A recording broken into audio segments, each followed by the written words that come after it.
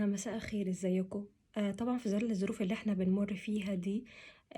علينا كلنا باتخاذ احتياطاتنا وطرق الوقاية بتاعتنا. الدكاترة كلها المتخصصين طلعوا قالوا لنا عليها ان احنا ازاي ان احنا نقلل طرق العدوى بالنظافة الشخصية او سواء نظافة الاماكن المحيطة بينا وعدم الاختلاط بالناس والبعد عن اي حد ممكن يكون مصاب.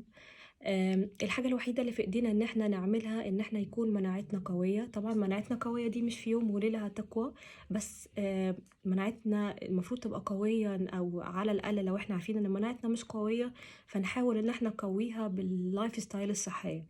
اللايف ستايل الصحية دي بتبدأ بان احنا يكون اكلنا صح، ممارسات عادات صح، عادات صحية، ونبعد عن اي عادات سيئة بنتبعها في اليوم بتاعنا. لازم الأكل بتاعنا يكون صحي، نبعد عن الأكل المضر، نبعد عن أكل الدهون الغير صحية والأكل المقلي.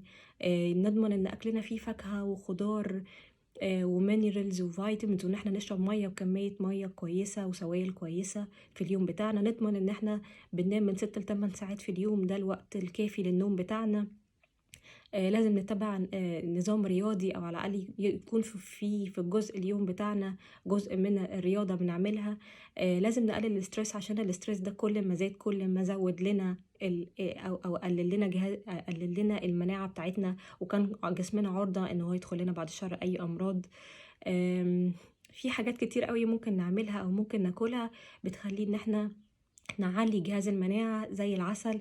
العسل مضاد للبكتيريا، وفي مادة الهيدروجين بروكسيد المضادة للجراثيم، وهو انتي اوكسيدنتس وبيحارب الفري راديكلز. العسل مهم جدا جدا.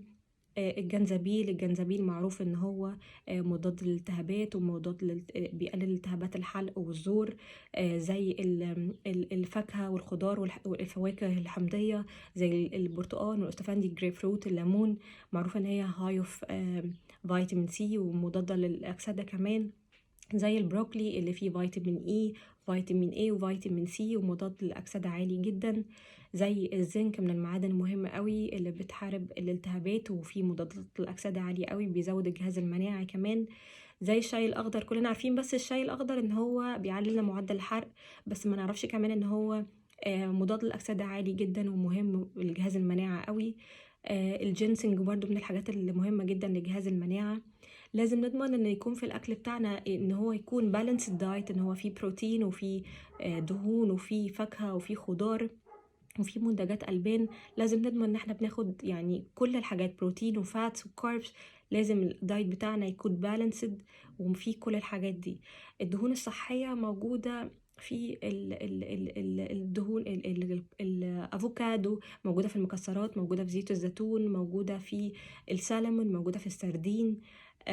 كل الحاجات دي فيها دهون صحية، وأوميجا 3 برضو من الحاجات المهمة قوي، وليها دور كبير في انها مضادة للالتهابات. لو احنا ضمننا ان احنا في الدايت بتاعنا في الحاجات دي، اكيد الحاجات دي كلها هتعلي ان شاء الله من الجهاز المناعي بتاعنا، وهتقللنا فرص اي اصابة تجيلنا لا قدر الله او نتصاب بيها. فحاجات بسيطة لو احنا تبعناها ان شاء الله هتفيدنا كتير وهتعلي لنا المناعة. وكمان ان احنا يعني نتبع طرق الوقاية في النظافة، عشان نضمن ان شاء الله ان مفيش اي حد فينا يجيله العدوى او يتصاب او يعدي حد من قرايبه.